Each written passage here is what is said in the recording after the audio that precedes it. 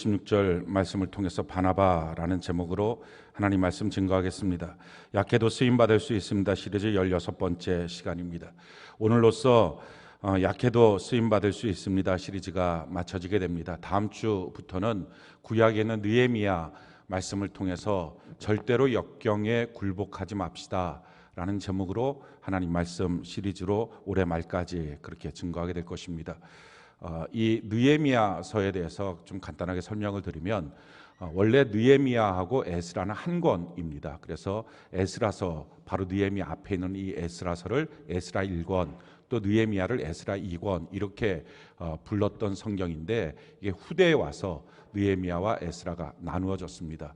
사실은 이 두 개가 연결되는 주제로 이어져 있어서 그렇습니다. 에스라서의 주제는 성전을 짓는 것이고, 또 느헤미야서는 그 성전을 보호하는 성벽을 짓는 것, 여기에 대해서 소개되고 있습니다. 우리가 하나님의 성전이죠. 내 안에 성령 하나님이 계시는 우리가 하나님의 성전입니다. 그래서 우리가 하나님의 성전으로서 이 땅을 살아가기 위해서는 반드시 나라고 하는 사람을 보호하는 성벽이 둘러쳐 있어야 됩니다. 이 성벽이 무너지면 성전은 금방 능욕을 당하고 회파를 당하게 됩니다. 우리가 우리의 신앙, 내 예수님을 모시고 사는 나라고 하는 이 성전을 보호하는 성벽, 그게 바로 예배일 수 있습니다. 또 우리가 성경을 읽는 큐티 시간이기도 합니다. 또 셀로 모이는 교회됨에 이루는 것일 수도 있습니다. 또 봉사하는 일들, 전도하는 일들, 기도하는 일들, 또 하나님의 계명대로 살아가면서 섬기고 사랑하는 이 모든 일들, 거룩함을 지키는 것, 이런 것들이 바로 성벽일 수 있습니다. 이 땅에 수많은 역경들이 우리에게 도전을 합니다. 가정에 문제가 생기기도 하고, 또 경제적인 문제가 생기기도 하고, 건강에 문제가 생기기도 합니다. 관계의 문제, 또 어느 때는 우리 마음이 굉장히 복잡해지기도 합니다. 이런 모든 것들을 통해서 이 모든 시험과 환난이 우리의 신앙을 어떻게 건드리겠습니까? 주님이 내 안에 계시는데 우리 믿음은 건드리지 못합니다. 그래서 어떤 환난이 몰려와도 우리가 다 자부하는 것은 내 안에 주님 계시고 난 예수님 믿어, 난 영원한 천국을 향해서 달려가고 있어, 이거는 다 우리가 고백하고 있는 것이죠. 근데 뭘 건드리냐면은 성벽을 무너뜨립니다. 그 역경 때문에 예배가 무너지기도 하고요. 그 역경, 우리에게 도전하는 일들 때문에 말씀 보는 큐티하는 시간이 무너지기도 하고, 기도 시간이 없어지기도 하고, 또 봉사하는 직책을 내려놓기도 하고, 뭐 등등 이렇게 전도하는 일에 있어서 이제는 소극적으로 바뀌기도 하고, 뭐 여러 가지 이런 식으로 성벽이 무너집니다. 근데 성벽이 무너지면서도 우리는 자부심을 갖고 있습니다. 보통 이런 것들이 무너졌어도 내 신앙 어디 가겠어, 이런 마음들을 우리가 갖게 되는 거죠. 근데 사실은 이런 것들이 무너졌을 때, 우리가 잇몸이 무너지면 강력했던 이빨이 한순간에 와르르 무너지는 것처럼 우리 신앙이 난데없이 사라지고 맙니다. 그래서 사실은 이 역경 가운데 우리가 갖고 있는 이 성벽을 다시 재건하고 다시 세우고 무너뜨리면 안 된다는 것입니다. 올 하반기에 이제 마지막 순간까지 우리 안에 있는 많은 도전들이 있을 텐데, 이 도전들 가운데 우리가 성벽을 다시 회복하고 짓고 견고하게 해서 주님 모시고 사는, 예수 잘 믿고 사는 삶의 그 은혜와 축복을 우리 모두가 누리는 귀한 역사가 있기를 바랍니다. 오늘은 이제 약해도 쓰임받을 수 있습니다 시리즈 마지막 시간입니다. 바나바에 대해서 같이 은혜를 나누게 될 텐데, 이 바나바라고 하는 사람은 사도가 아니었습니다. 그럼에도 불구하고 사도보다 더 쓰임받았던 사람, 이 사람이 바로 바나바라고 하는 사람입니다. 이 바나바라고 하는 이 사람은 원래 이름이 바나바가 아니고 이건 별명이고, 원래 이름은 요셉입니다. 성경이 이렇게 말합니다. 사도행전 4장 36절, 우리 같이 한번 목소리 한번 읽어볼까요? 시작. 구브로에서 난 레위족 사람이 있으니 이름은 요셉이라, 사도들이 일컬어 바나바라, 번역하면 위로의 아들이라 하니. 그러니 그의 이름은 원래 요셉이었고 구브로에서 태어났지만 레위 족속이었다 하는 것을 알 수 있습니다. 그리고 이 사람은 별명을 사도들이 붙였는데 바나바다 이렇게, 또는 바사바다 이렇게 별명을 그에게 붙였습니다. 이 바나바라고 하는 이 별명의 이름의 뜻은 위로하는 자라는 것입니다. 그를 만나면 사람들이 다 위로를 받는다는 거예요. 힘을 얻는다는 거예요. 이 위로라고 하는 단어를 볼 때마다 저는 제 친구가 떠오르는데, 그 친구는 개를 그렇게 좋아합니다. 개를 키웁니다. 그래서 1년에 한두 번밖에 제 동창을 못 만나는데 옛날 다녔던 교회 동창이죠. 근데 그 만나면 1년에 한두 번이면 할 말이 얼마나 많겠어요.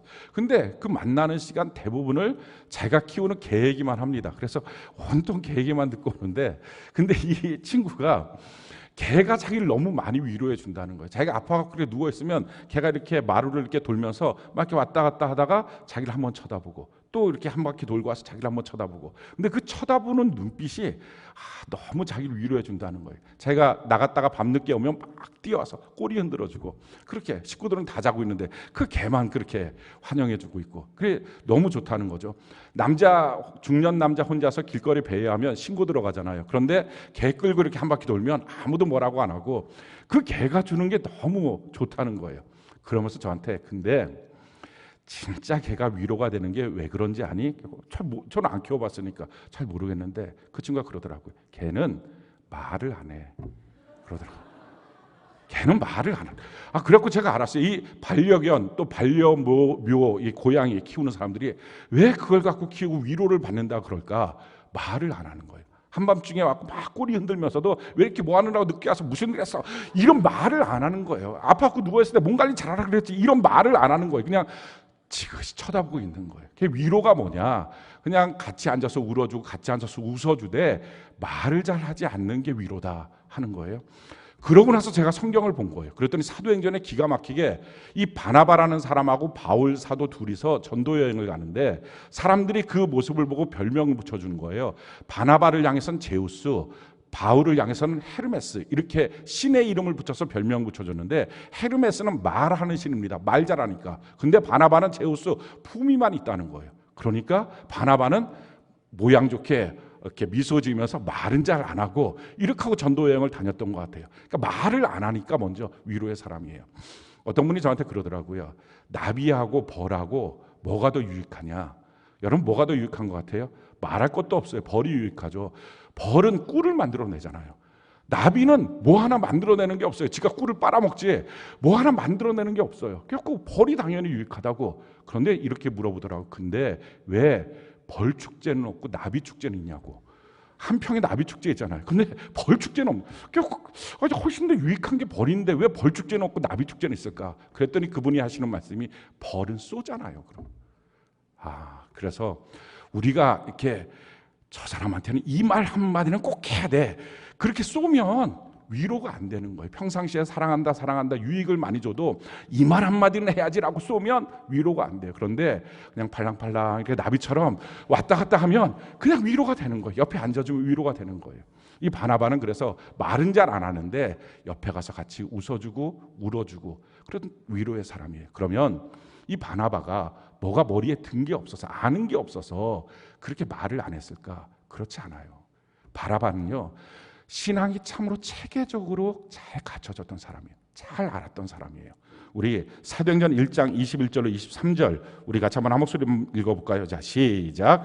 이러므로 요한의 침례로부터 우리 가운데서 올려져 가신 날까지 주 예수께서 우리 가운데 출입하실 때에 항상 우리와 함께 다니던 사람 중에 하나를 세워 우리와 더불어 예수께서 부활하심을 증언할 사람이 되게 하여야 하리라 하거늘, 그들이 두 사람을 내세우니 하나는 바사바라고도 하고 별명은 유스도라 하는 요셉이요 하나는 마띠아라. 처음부터 예수님이 침례를 받고 마지막 십자가에 못 박혀 죽으시고 부활하실 때까지, 승천하실 때까지 그 모든 과정에서 주님을 따라다니면서 주의 말씀을 들었던 아주 체계적인 신앙인입니다. 게다가 그는 레위 족속이에요. 그러니까 구약에 대해서도 아주 정통했던 사람입니다. 그 사람은 예수님에 대해서 너무 잘 알고 신학적으로도 확실했고, 또 뿐만 아니라 구약에 대해서도 명확히 알고 있었던, 신앙적으로 봤을 땐 체계적이고 아주 모든 것을 다 갖추고 있는 사람이에요. 그런데 이 사람이 말을 안 하는 거예요. 그냥 옆에서 웃어주고 울어주고 손잡아주고 함께 가자고 이렇게만 해주는 거예요. 왜 이렇게 했을까? 이유는 그 사람이 착한 사람이라서 그래요. 오늘 성경에 보니까 이 바나바가 누구냐? 착한 사람이라는 거예요. 우리 24절 같이 한번 읽어볼까? 오늘 본문 말씀이죠. 사도행전 11장 24절 같이 한 목소리 시작. 바나바는 착한 사람이요 성령과 믿음이 충만한 사람이라 이에 큰 무리가 주께 더하여 지더라. 바나바를 향해서 뭐라고 하면 착한 사람이라는 것입니다. 근데 그가 왜 착한 사람이 됐느냐? 이유는 성령과 믿음이 충만했기 때문이라는 것입니다. 이 착한 사람과 성령과 믿음이 충만했다는 것은 동일합니다. 그러니까 착하니까 왜 착했느냐? 성령과 믿음이 충만해서요. 성령과 믿음이 충만한 사람이니까 그는 착한 사람이었다 하는 것입니다. 우리가 요즘에는 그렇게 말하지 않는데 전에는 이렇게 말하시는 분들이 많았어요. 그분은 성령 충만한데 그래서 능력을 많이 행하는데 성품은 좀 이상해요. 그 사람 참 기도 많이 하는 권사님인데 말은 좀 거칠어요. 이런 식으로 말을 많이 했어요. 근데 그게 정상적으로 들리기도 했어요. 근데 그거 아니에요. 삐뚤어진 기독교예요. 여러분, 성령이 충만하고 기도를 많이 하고 주님과 대면하는데 어떻게 성품이 이상해요? 어떻게 성격이 안 바뀌어요? 어떻게 말이 안 바뀌어요? 사실은 폼내는 것뿐이에요. 진짜가 아닌 거예요.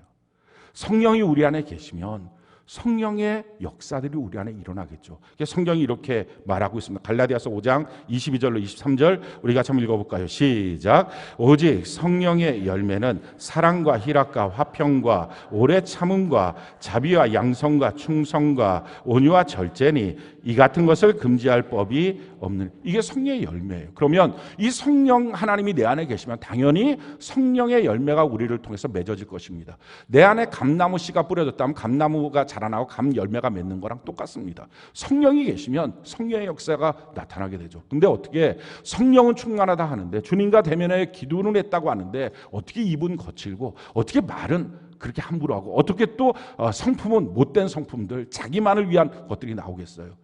이게 다 잘못된 거예요. 다 삐뚤어진 거예요. 온전하게 예수 믿지 않는 것입니다. 근데 사실은요, 지금 이 시대가 어떤 시대예요? 이렇게 착하지 않은 성령과 믿음이 소멸된 시대를 우리가 살아가고 있어요. 그런 시대 가운데 우리가 살고 있기 때문에 더욱더 필요한 게 뭡니까? 예수 그리스도 안에서 착한 마음, 성령과 믿음이 충만한 사람입니다. 하나님이 쓰는 사람이 누구예요? 착한 사람이에요. 하나님은 악한 사람 안 쓰십니다. 착한 사람만 쓰세요. 착한 생각, 착한 말, 착한 성품, 이걸 갖고 있는 사람을 하나님은 쓰십니다. 성경이 우리에게 이렇게 말합니다. 마태복음 25장 23절 우리 같이 한번 한 목소리 읽어볼까요? 시작. 그 주인이 이르되 잘하였도다. 착하고 충성된 종아, 내가 적은 일에 충성하였으며 내가 많은 것을 내게 맡기리니 내 주인의 즐거움에 참여할지어다. 그렇습니다. 착한 사람, 그 사람한테 하나님은 많은 것을 맡기고요. 그리고 하나님의 즐거움에 동참할 수 있는 권리를 주십니다. 여러분, 착해야만 말씀이 들려요. 착하지 않으면 말씀을 향해서 대적합니다. 화가 나요. 욕을 합니다. 착하지 않으면 막 원망불평이 내 마음에 쏟아져 나옵니다. 착한 사람만 말씀을 듣고요. 그 말씀대로 인내하여 지키고 살아서 열매를 맺게 됩니다. 성경이 우리에게 이렇게 말합니다. 누가복음 8장 15절 우리 같이 한번 읽어볼까요? 시작. 좋은 땅에 있다는 것은 착하고 좋은 마음으로 말씀을 듣고 지키어 인내로 결실하는 자니라. 그렇습니다. 착한 마음을 가져야 결실할 수 있는, 말씀대로 살 수 있는 능력이 생깁니다. 그러니까 우리 마음이 착한 사람 쓰시고 착한 사람을 하나님은 말씀을 주시고 그 말씀대로 살아갈 수 있도록 만들어 주십니다. 이 시대가 다 어떤 시대예요? 다 악한 시대예요. 그래서 다 고통받고 있는 시대예요. 성경이 우리에게 이렇게 말합니다. 디모데후서 3장 1절로 5절 우리 같이 한번 한 목소리 읽어볼까요? 자, 시작. 너는 이것을 알라. 말세에 고통하는 때가 이르러 사람들이 자기를 사랑하며 돈을 사랑하며 자랑하며 교만하며 비방하며 부모를 거역하며 감사하지 아니하며 거룩하지 아니하며 무정하며 원통함을 풀지 아니하며 모함하며 절제하지 못하며 사나우며 선한 것을 좋아하지 아니하며 배신하며 조급하며 자만하며 쾌락을 사랑하기를 하나님 사랑하는 것보다 더하며 경건의 모양은 있으나 경건의 능력은 부인하니 이 같은 자들에게서 내가 돌아서라. 예수 믿는다고 교회 나와서 예배는 드리고 찬양도 하고 경건의 모습은 있지만 사실 그 마음은 어떻다는 겁니까? 비방하고 부모를 거역하고 감사하지 않고 무정하고 원통함 풀지 않고 모함하고 절제하고 사납고 선한 것을 좋아하지 않고 배신하고 조급하고 쾌락 사랑하고, 이렇게 마음이 다 악한 거예요. 마음이 악하니까 그 결과가 뭡니까? 자기도 고통스럽고요. 자기 때문에 자기 옆에 있는 사람도 고통스러운 거예요. 왜 가정이 불행해요? 악한 것 때문에 그래요. 악한 사람 때문에. 왜 공동체 안에 문제가 생겨요? 악한 사람 때문에 그래요. 하나님 쓰시는 사람 착한 사람. 자, 그러면 오늘 우리가 착한 사람이라는 게 도대체 뭔지 정확하게 알고요. 우리가 성령 하나님 또 믿음으로 충만해져서 착한 사람 되는 은혜가 있기를 바랍니다. 성품이 그냥 어눌하고 말 잘 못하고 이런 게 착한 게 아니에요. 성령과 믿음이 충만해야 착한 거예요. 아마 여러분들이 말씀을 듣다 보면 그래서 그게 성령과 믿음이 충만해야 착한 거구나 하는 것을 깨달을 수 있을 것입니다. 착한 사람은 어떻게 삽니까? 제일 첫 번째 착한 사람은요, 먼저 자기 자신에게 착한 사람이에요. 오늘 많은 사람들이 자기 자신에 대해서 너무 악한 사람이에요. 우리가 수많은 일들을 경험하잖아요. 어떤 사건들을 경험하잖아요. 그 사건들에 대해서 우리 나름대로 해석을 합니다. 근데 해석을 할 때 해석하고 난 다음에 그 해석한 말을 내가 내 자신에게 계속 말하는 거예요. 야, 어떻게 저 사람 너한테 그럴 수 있니? 야, 어떻게 너를 함부로 봤으면 그러는 거지? 야, 도대체 어떻게 이런 일이 생길 수 있어? 나의 인생에 도대체 왜 이런 일이 생겨?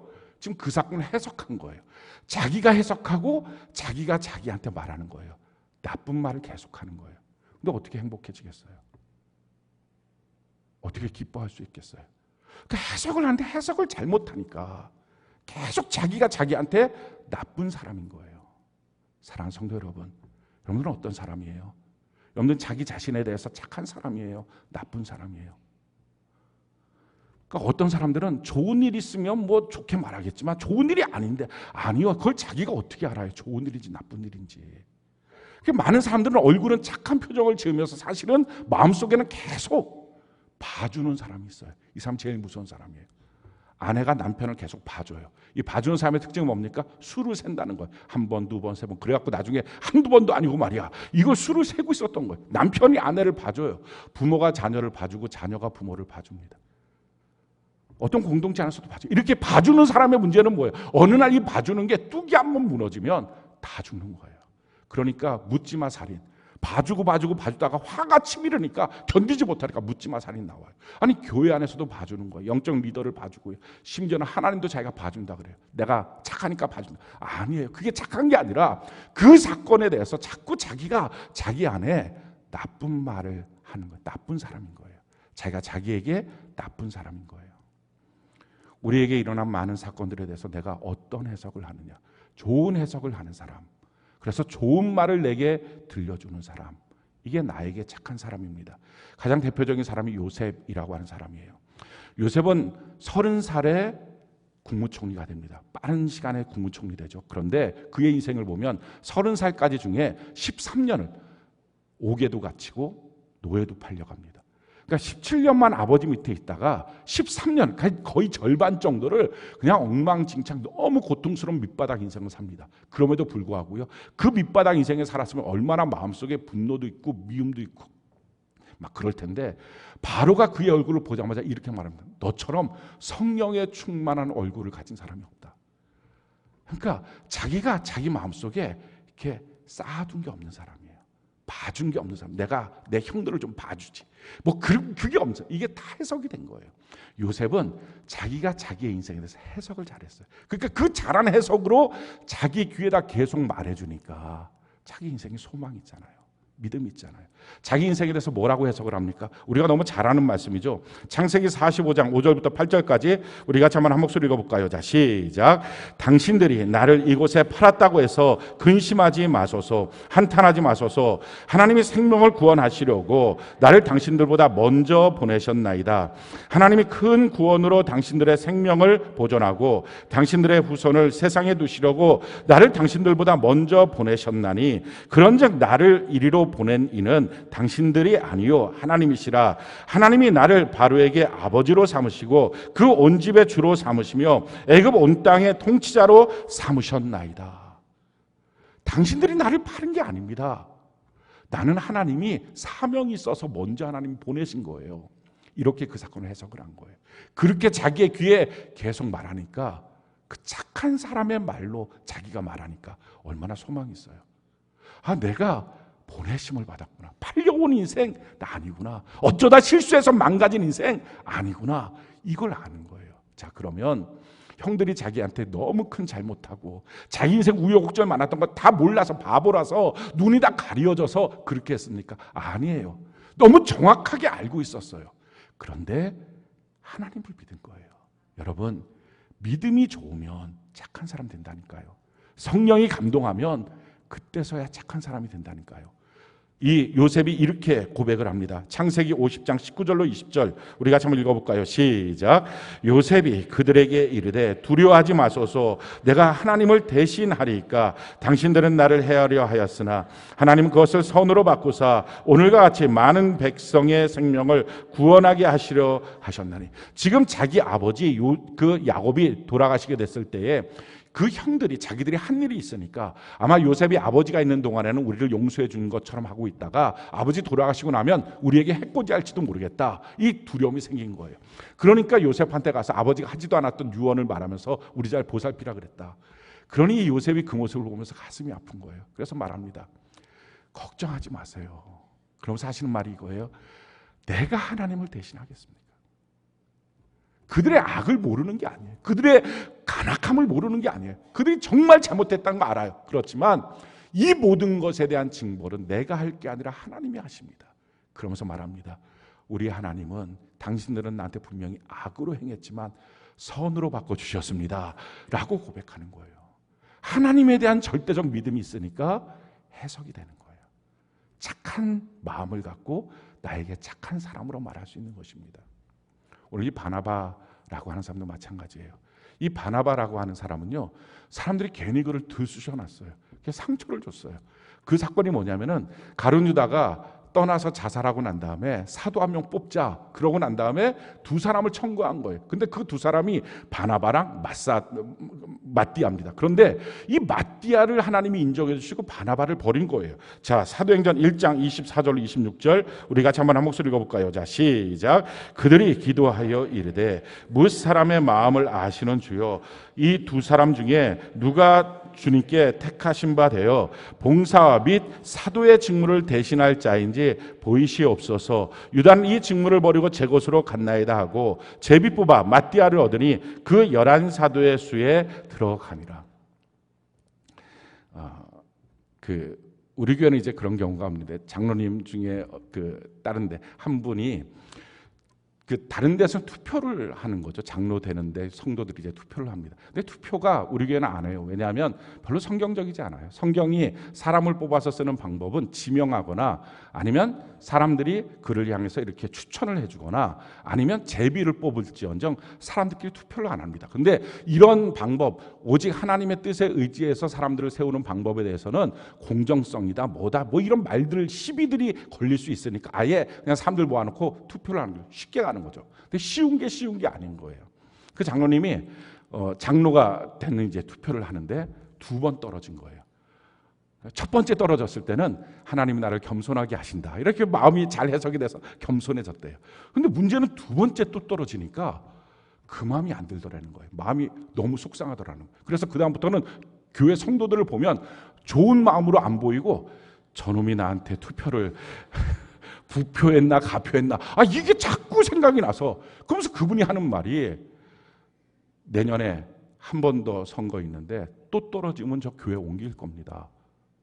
이게 그만큼 속상한 거예요. 교회 공동체 안에서 너무 속상한 거예요. 이해가 되죠.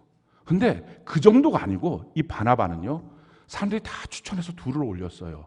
둘을 올리고 나면 괜히 아무 마음이 없다가도 그럼 내가 사도가 될 수 있겠군 이런 생각이 들지 않겠어요? 게다가 바나바는 레위 족속이니까 훨씬 더 기반도 좋고 그러니까 훨씬 더 내가 가능성 있겠다 해갖고 기도를 한 거예요. 사람들이 투표를 한 게 아니라 기도를 했는데 하나님이 마띠아야 넌 아니야 이런 거. 하나님이 땡 한 거예요. 그러니까 속상함이 이게 말로 할 수 없는 거예요. 뭐 사람들이 나를 잘못 봤어 이러겠지만 하나님이 너 아니다 이러면 얼마나 속상하겠어요. 그런데요, 믿음의 사람, 하나님 쓰는 사람의 특징은요, 해석을 잘해요. 마음이 낙심될 때 기도할 때구나 이렇게 해석을 해요. 속상해졌을 때 하나님 앞에 회개할 때구나 이렇게 해석을 해요. 마음이 다 상해 있을 때 이때가 큰 환난을 겪을 때가 은혜의 때구나 이렇게 해석을 해요. 그러니까 그 고비고비들을 참 믿음 좋게 더 성장할 수 있는 것입니다. 해석이 좋은 거예요. 바나바도 마찬가지예요. 그 상황 가운데 어떻게 해석을 했냐면은 그래 나는 사도는 아니야. 그런데 하나님이 사람들을 다 만드셨는데 사도가 아니라고 해서 그 사람을 거절한 게 아니잖아요. 그 사람은 하나님이 다른 데 쓸 곳이 있는 거예요. 그러니 사도로서는 마띠아를 쓰시겠지만 하나님은 나를 다른 곳에 쓰실 거야. 그래서 그 다음부터 성경을 보면요, 얼마나 하나님 앞에 쓰임받을 수 있는 자리마다 얼마나 열정적으로 쓰이는지 몰라요. 그래서 마띠아라고 하는 사람은 별로 주목이 안 되는데 이 바나바가 주목되는 인생으로 살게 됩니다. 그래서 4장에 보면 하나님 앞에 헌금도 드리고, 오늘 성경에 보니까 안디옥까지 보내심을 받았을 때 기쁨으로 안디옥까지 보내심을 받고, 이렇게 하나님 앞에 사도라고 하는 그 직분 직책은 나하고는 하나님이 주신 게 아니지만 다른 것 하나님 내게 주신 거야. 이걸 아는 거예요. 해석을 너무 잘하는 사람이죠. 사랑하는 성도 여러분, 우리도 그런 해석을 잘해서 내가 나에게 착한 사람 되는 은혜가 있기를 바랍니다. 하나님의 약속의 말씀이 우리에게 있지 않습니까? 로마서 8장 28절로 30절 우리 같이 한번 한 목소리 읽어볼까요? 시작. 우리가 알거니와 하나님을 사랑하는 자 곧 그 뜻대로 부르심을 입은 자들에게는 모든 것이 합력하여 선을 이루느니라. 하나님이 미리 아신 자들을 또한 그 아들의 형상을 본받게 하기 위하여 미리 정하셨으니 이는 그로 많은 형제 중에 맏아들이 되게 하려 하심이니라. 또 미리 정하신 그들을 또한 부르시고 부르신 그들을 또한 의롭다 하시고 의롭다 하신 그들을 또한 영화롭게 하셨느니라. 그러니까 한 사건 한 사건을 끊어서 보지 말고 하나님이 이 모든 것을 합쳐서 선을 만들어 주실 줄로 믿습니다. 이 하나님을 향한 믿음이 있는 거예요. 그리고 나의 인생길은 영광을 향하여 가고 있습니다. 그렇게 생각하니 해석이 얼마나 잘 되겠어요. 자기 인생을 이렇게 멋지게 해석하는 사람, 이렇게 되는 것입니다. 우리가 특별히 해석하기 위해서 필요한 것은요, 눈이 무엇을 보느냐가 중요해요. 오늘 성경 말씀 한번 볼까요? 오늘 19절부터 23절까지 우리 같이 한번 읽어봅시다. 사도행전 11장 19절부터 23절까지 같이 한 목소리 시작. 그때 스데반의 일로 일어난 환란으로 말미암아 흩어진 자들이 베니게와 구브로와 안디옥까지 이르러 유대인에게만 말씀을 전하는데 그 중에 구브로와 구레네 몇 사람이 안디옥에 이르러 헬라인에게도 말하여 주 예수를 전파하니 주의 손이 그들과 함께 하심에 수많은 사람들이 믿고 주께 돌아오더라. 예루살렘 교회가 이 사람들의 소문을 듣고 바나바를 안디옥까지 보내니 그가 이르러 하나님의 은혜를 보고 기뻐하여 모든 사람에게 굳건한 마음으로 주와 함께 머물러 있으라 권하니. 자, 이 안디옥 교회가 세워졌게 됐던 배경을 말하죠. 스데반의 일로 다 예루살렘에 있던 성도들이 흩어집니다. 그런 사람들 가운데 가서 흩어진 곳에서 복음을 증거하는데 처음에는 유대인에게만 복음을 증거했습니다. 유대인의 회당에 가서 복음을 증거했어요. 그런데 20절에 보니까 구브노와 구레네 몇 사람이 안디옥에 가서 처음으로 헬라인에게도 예수님을 전파합니다. 그러니까 처음으로 이방인에게 복음이 전파된 거예요. 그러고 나서 그들이 교회가 세워졌습니다. 사도들에 의해서 가르침을 받고 세워진 교회도 아닙니다. 유대인들에 의해서 구약 성경을 아는 그 정통 가운데 세워진 교회도 아니에요. 그러니까 헬라인들이 모여서 그냥 그 복음을 듣고 세워진 교회입니다. 자, 그곳에 바나바가 간 거예요. 바나바는 누구라고요? 레위 족속입니다. 물론 구브로 출신이긴 하지만 레위 족속이에요. 거기다가 처음부터 예수님을 아주 차근차근 잘 믿었던 사람입니다. 그 사람의 눈에 가서 그 교회를 보면 얼마나 그 교회가 흠투성이겠어요. 허점 많겠어요. 아니, 제대로 예수 믿은 사람이 하나도 없는 겁니다. 사도들에 의해서 세워진 것도 아니고. 그러니까 신학적으로도 위태위태하고 모여서 예배 드리는 모습도 이거 전혀 틀도 없고 좀 제가 봤을 때 흠투성일 것입니다. 그런데 놀라운 거예요. 바나바는 그 눈이 어땠어요? 그 흠투성이를 보면서 이거 고쳐줘야지, 저거 고쳐줘야지, 이런 생각이 하나도 안 들었어요. 오늘 23절에 보니까 그가 이르러 하나님의 은혜를 보고 기뻐하여 은혜를 봤어요. 그래서 말을 합니다. 여기 주님이 계셔. 주님께 우리가 견고하게 붙어있자. 할렐루야. 이렇게 말을 해주는 거예요. 사랑하는 성도 여러분, 지난 한 주간 동안 여러분들이 일어났던 많은 일들을 여러분들이 볼 때 그 모든 사건 속에서 하나님의 은혜를 볼 수 있는 눈이 열리는 것, 성령 아니고서 있게 되겠어요. 저는 여러분들이 성령과 하나님을 향한 믿음이 충만해지기를 바랍니다. 그래야 진짜 착한 사람 돼요. 정말 문제는요, 착한 얼굴을 하고 마음속에 격격시 한을 쌓아두고 상처를 쌓아두고, 그래서 이게 다 쓴뿌리가 되어서 그냥 툭툭툭 자기가 자기 자신에게 혼자 있을 때 계속 악한 말을 하는 것. 언제 이 사람이 무엇이 터져나올지 모르는 사람이에요. 우리가 성령과 믿음으로 우리의 마음이 변화돼서 모든 보는 일에 하나님의 은혜를 볼 수 있는 귀한 역사 있기를 바랍니다. 여러분들이 어디를 가든지 자기가 뭐 가서 흠 하나 찾고, 야, 이 집은 음식이 맛있는데 이 반찬 하나는 그러네, 뭐 이 집은 어쩌고, 이 사람은 어떻고, 저 사람 보니까 어떻고, 그렇게 하지 마시라고요. 그거 지혜로운 거 아니라 그게 지금 성령이 별로 없는 거예요. 하나님의 은혜가 자기 눈에 그대로 보여지는 것, 우리 모두 그런 사람 되는 귀한 역사 있기를 바랍니다. 두 번째는요, 착한 사람은 어떻게 삽니까? 공동체에 착한 사람이에요. 자기 자신보다 공동체를 먼저로 아는 사람. 우리가 다 예수 믿고 난 다음에 내 자아는 죽고, 그리고 나서 예수님을 모시는 공생의 삶을 삽니다. 공인의 삶을 사는 것입니다. 공인의 삶을 살 때 자기가 자기 자신에 있는 어떤 특수한 것들, 이런 걸 자꾸 주장하면 참 사람이 이상해 보입니다. 예를 들어서 대통령이 어떤 국제적 현안이 있다고 합시다. 근데 그 국제적 현안에 대해서 기자회견을 한다고 기자들을 모아놓고 난 다음에, 저는요 사실은 제 성격은 이런 거고요, 제 기질은 이렇고요, 저희 집안에 지금 아내가 이런 문제가 있고요, 제 지금 자녀들이 이런 문제가 있어요. 만약 그렇게 말을 했다고 합시다. 뭐 그럴 수 있겠죠. 그런 문제가 있고 그런 성격 기질이 있겠죠. 그렇지만 그게 뭐 말할 내용이에요. 공인이면 자기 상황 처지 어떻든 공적인 일에 자기의 것들을 헌신하고 앞장서야 되겠죠. 근데 자기 것들을 먼저 부각시키는 것, 이건 초라한 것입니다. 내 특별한 사정은 이렇고 내 형편은 이렇고, 그거 아니라는 거예요. 이 바나바라고 하는 사람, 자기가 갖고 있는 재산이 있었어요. 근데 그 재산을 하나님께 드립니다. 이걸 통해서 봐도 그는 사도에서 떨어져서 다른 일을 하고 있다는 그 일에 너무 해석을 잘했다는 게 나옵니다. 왜냐하면 이미 마음속에 만약에 시험 들었으면, 시험 들고서 헌금 내는 사람이 누가 있습니까? 시험 들면 헌금부터 안 내거든요, 사람들이. 그런데 그게 자기 재산을 하나님께 드릴 수 있는 마음이 있다는 것, 이게 이미 마음이 해석이 잘 된 거예요. 사도행전 4장 36절로 37절 우리가 한번 한 목소리 읽어볼까요? 자, 시작. 구브로에서 난 레위족 사람이 있으니 이름은 요셉이라, 사도들이 일컬어 바나바라, 번역하면 위로의 아들이라 하니, 그가 밭이 있음에 팔아 그 값을 가지고 사도들의 발 앞에 두니라. 자기 밭을 팔아서 그 값을 갖고 이 공동체 안에서 어려운 사람, 가난한 사람, 그 사람들한테 좀 주세요 라고 공동체를 먼저 생각하는 것입니다. 돈 있으면 누구든지 헌금하죠. 그렇지 않아요. 여러분, 돈 있어서 헌금하지 않습니다. 돈 있으면 쓸 것도 많습니다. 그래서 나보다 돈을 더 많이 받는, 월급 더 많이 받는 사람은 헌금 더 많이 할 수 있겠지. 그렇지가 않아요. 쓸 것이 많으니까요. 누가 헌금해요? 믿음 있는 사람만 하는 거예요.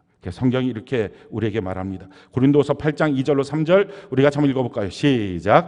환난의 많은 시련 가운데서 그들의 넘치는 기쁨과 극심한 가난이 그들의 풍성한 연보를 넘치도록 하게 하였느니라. 내가 증언하노니 그들이 힘대로 할 뿐 아니라 힘에 지나도록 차오나. 아멘. 환난과 극심한 가난 가운데서도 넘치도록 하나님께 헌금할 수 있었다. 무엇 때문에? 돈이 많아서? 그게 아니고 믿음이 있어서. 그럼 믿음 있는 사람이 하나님께 헌금하는 거예요.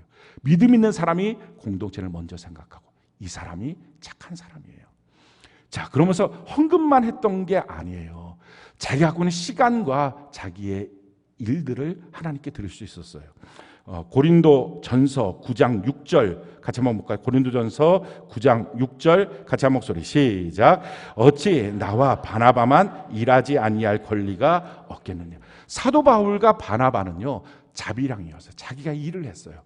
그 일을 하다가 하나님이 부르시면 가서 사도의 역할을 감당했던 사람이 이 바나바, 바울입니다.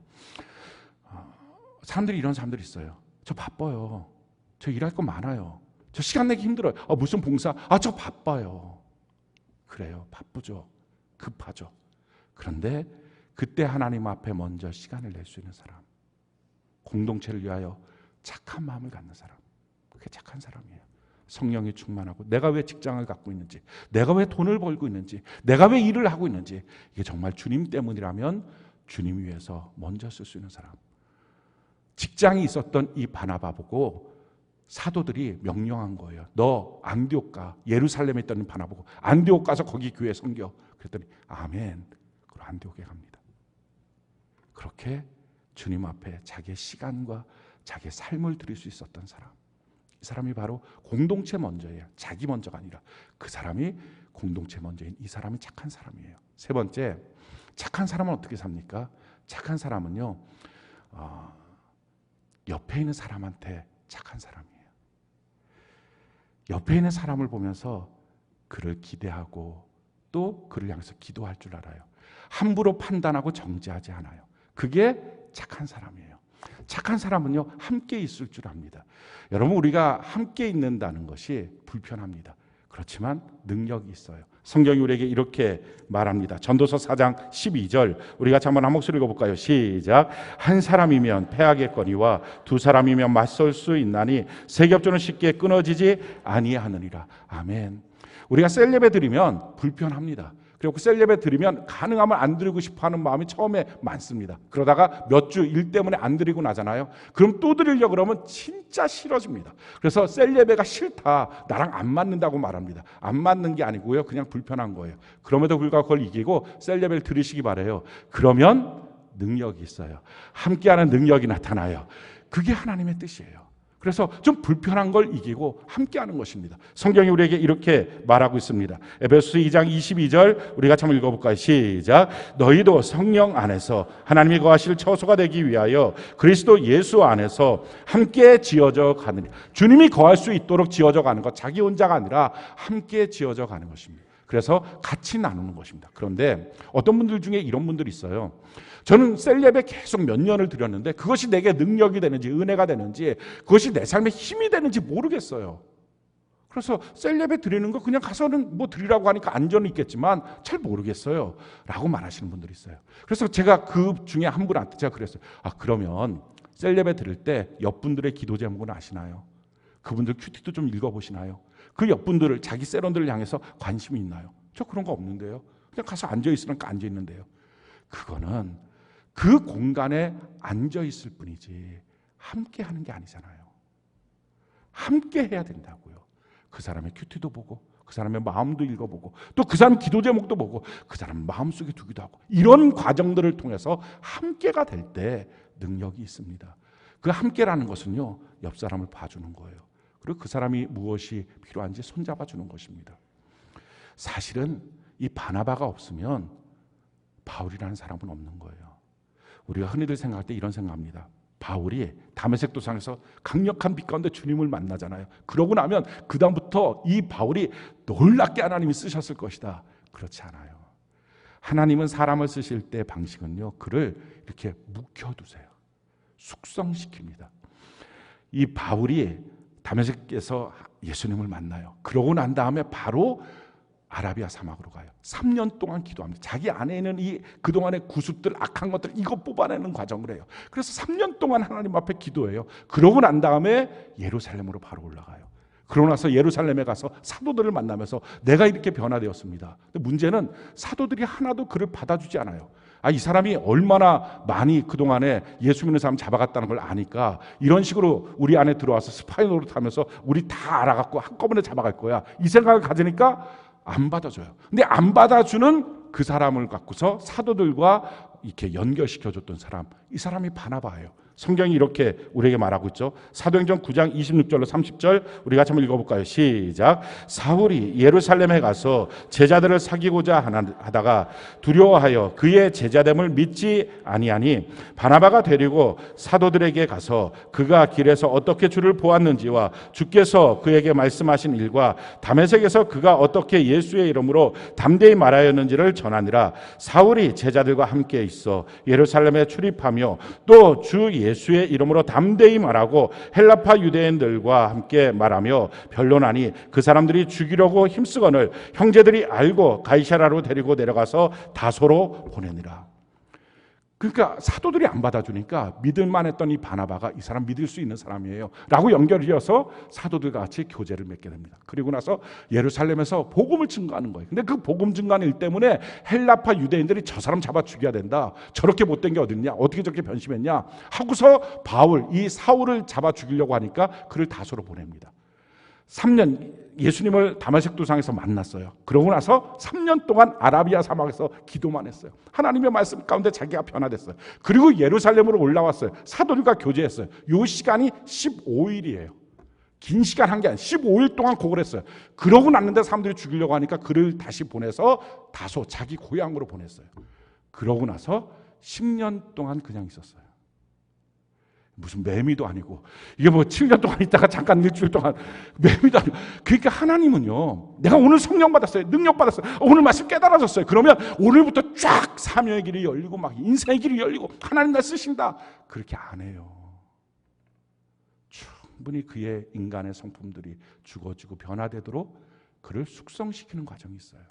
3년 동안 기도도 시키고 와서 15일 정도 짧은 교제를 하다가 10년 동안, 그 10년 동안 아무도 안 찾아오는 거예요. 그러니 한 명도 안 찾아오니 아마 이 사울이라는 사람, 이 바울이라는 사람은 잊혀진 존재였을 것입니다. 그런데 10년이 지나고 난 다음에 이 바나바가 안디옥 교회에 갔다가 그 사람이 필요하다, 10년 전에 있었던 그 사람을 기억하는 거예요. 얼마나 다른 사람한테 대한 관심이 많습니까? 그래서 그를 데리고 와서 거기서 가르치는 거예요. 그게 오늘 25절 26절의 내용입니다. 사도행전 11장 25절 26절 우리 같이 한번 한 목소리 읽어볼까요? 자, 시작. 바나바가 사울을 찾으러 다소에 가서 만남에 안디옥에 데리고 와서 둘이 교회에 1년간 모여 있어 큰 무리를 가르쳤고 제자들이 안디옥에서 비로소 그리스도인이라 일컬음을 받게 되었더라. 그렇습니다. 충분히 바나바 혼자서도 지식이 있으니까 가르칠 수 있었어요. 그런데 바나바는요, 자기보다 더 잘 가르칠 수 있는 사람을 그는 알았어요. 바울이 오면 더 정확하게 가르칠 텐데. 그래서 10년 동안 버려져 있던 그 사람을 찾아가서 데리고 옵니다. 그러면서 같이 거기서 안디옥에서 목회를 해요. 그랬더니 1년 만에 그 이방인들이 다 그리스도인이라는 칭호를 받는, 예수 닮은 사람이다, 이 칭호를 받는 사람으로 다 바뀌어집니다. 여러분, 1년만 예수 제대로 믿으면 인생은 다 바뀌어요. 성품, 기질 싹 다 바뀌어요. 안 바뀌지 않아요. 우리가 하나님 앞에 그냥 저절로 되는 건 아니겠죠. 전지하듯이 나무를 잘라내지 자기 안에 있는 자아의 본성들을 올라올 때마다 끊어내는 과정은 필요합니다. 그렇지만 1년 동안 하나님 앞에, 말씀 앞에 제대로만 서 있으면 완전히 바뀌어져요. 그 다음부터 이 바울이라고 하는 사람이 참 멋지게 하나님께 쓰임받습니다. 근데 이 바울만 그랬던 게 아니에요. 바나바는요, 마가라고 하는 사람도 붙잡고 일으켜 세웠던 사람이에요. 원래 1차 전도 여행을 가자 할 때 바울하고 바나바하고 마가가 같이 떠났습니다. 이 마가는 바나바의 조카이기도 합니다. 근데 이 마가가 우리가 잘 아는 마가의 다락방의 그 마가예요. 그런데 그 같이 전도 여행 갔다가 이 부잣집 아들 되는 이 도련님이 그냥 그 견디지 못하는, 뭐 전도하면 잘 될 것 같고 막 성령의 역사가 풍성하고 나타났긴 했지만 맨날 가서 매 맞고 돌 맞고 채찍 맞고 그냥 견디지 못하고 중간에 가버린 거예요. 그 갔더니 얼마나 전도팀이 중간에 나 전도 안 할 거야 하고 나가버리니까 힘이 쭉 빠졌을 거 아닙니까? 그러니까 그 다음번 2차 전도여행 가자 할 때 바나바가 마가 또 데리고 가자 그랬더니 바울이 화가 난 거예요. 바울은 사람 중심이보다는 일 중심이거든요. 그러니까 도저히 용납이 안 되는 거예요. 어떻게 저런 인간을 또 데리고 가느냐, 막 화가 나서 성경에 보니까 서로 심히 다퉜다, 이런 단어 별로 성경에 안 나오는데 이 바나바랑 바울이랑 심히 다툽니다. 이 성품 좋은 바나바가 이렇게 싸운 거예요. 그러고서 결국 갈라져요. 그러고 난 다음에 바울은 신라를 데리고 전도를 가고요, 바나바는 마가를 데리고 갑니다. 뭐 자기 조카니까 저렇게 얘기했지, 그게 아니었어요. 그 일로 그 인내심이 없는 조카, 그렇지만 하나님의 시선에서 보니까 그는 쓸만한 사람이에요. 그러니까 기대할 수 있는 거예요. 근데 여기서 버려지는 게 너무 안타까웠어요. 그래서 그를 데리고 가서 전도 여행을 가면서 그를 잘 키워갑니다. 양육해요. 그렇게 양육해서 쓸 수 있는 사람으로 바뀌어져요, 마가가. 그래서 나중에 사도 바울이 순교하기 직전에 보낸 편지에서 이렇게 말합니다. 디모데후서 4장 11절 우리 같이 한번 한 목소리 읽어볼까요? 자, 시작. 누가 나와 함께 있느니라. 내가 올 때 마가를 데리고 오라. 그가 나의 일에 유익하니라. 그래요. 이걸 놓고 보면 공동체 안에서 필요 없는 사람은 없어요. 다 하나님이 쓸 수 있는 사람들인 거예요. 대신 손잡아 줄 수 있는 사람이 없어서 버려지는 거예요. 뿐만 아니라 이 마가라고 하는 이 사람은요, 나중에 베드로의 비서가 돼서요, 베드로가 불러주는 대로 성경을 기록합니다. 그게 마가복음이에요. 그걸 통해서 얼마나 많은 사람들이 예수를 믿게 됩니까? 그런 역사들이 나타나요. 사랑하는 성도 여러분, 우리가 다 약해요. 그래서 바나바가 필요해요. 약하니까 누군가 손잡아주고, 약하고 부족하니까 은혜로 볼 수 있는 눈이 필요하고, 약하니까 공동체 먼저 이렇게 할 수 있는 사람이 필요합니다. 그러니 누가 좀 바나바가 없을까? 이렇게 우리 하지 말고요. 오늘 말씀 듣고 우리가 결정해서 우리 자신이 먼저 바나바가 되는 은혜가 있기를 바랍니다. 우리가 바나바가 되어서 정말 착한 사람이 되어서 우리 가정이 고통입니까? 우리의 삶의 터전이 고통입니까? 우리의 셀이 고통입니까? 왜요? 악한 마음, 악한 사람 때문에, 악한 말들 때문에. 그러니 우리 자신이 착한 사람이 되어서 그것을 하나님의 축복의 강수가 흘러가도록 행복한 공동체가 되도록 만드는 은혜가 넘치기를 바랍니다. 성령과 믿음으로 충만해져서 가장 먼저요, 내 자신에 대해서 착해지십시오. 내 자신에 대해서 악해지지 마십시오. 예수 믿는 많은 사람 중에 자기 자신에 대해서 악한 사람이 너무 많아요.